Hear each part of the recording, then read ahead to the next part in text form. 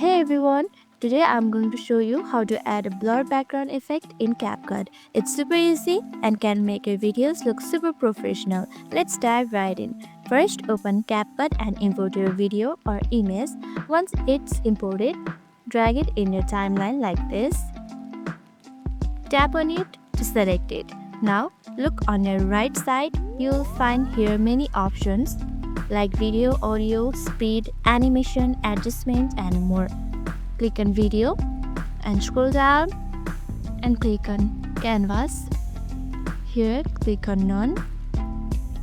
Here you can find blur effect. Click on it. There are different blur options, so pick the one that suits your style. And that's it, you have just added a blur background in CapCut. Super simple, right? If you found this video helpful, don't forget to give it a thumbs up and subscribe for more tips and tricks. Thank you for watching and I'll see you in the next video.